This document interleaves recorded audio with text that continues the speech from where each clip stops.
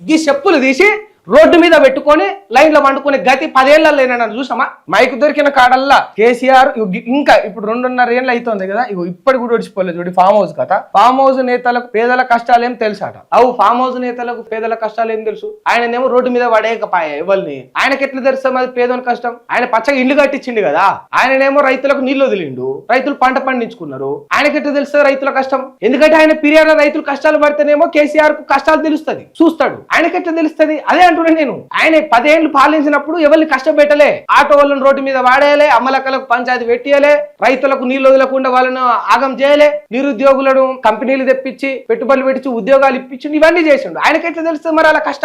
కష్టాలు చూసుకోవడానికి తెలుస్తుంది ఇప్పుడు నువ్వు ఉన్నావు అదే జూబ్లీహిల్స్ బంగ్లానే అవుతావు నువ్వేం చేసినావు ఆటో వాళ్ళని రోడ్డు మీద పడేసినావు నీకు తెలుస్తుంది ఆటోల కష్టాలు పచ్చగా ఇంట్లో వాళ్ళని తెచ్చి రోడ్డు మీద వేసినావు నీకు తెలుస్తుంది పేదోని కష్టాలు నువ్వు వచ్చిన తర్వాత తట్టడు మట్టెత్తలేదు ఎకరానికి నీళ్లు బారియలేదు నువ్వు నీకు తెలుస్తాయి ఇప్పుడు రైతుల కష్టాలు యూరియా అయ్యలేదు కదా ఈ చెప్పులు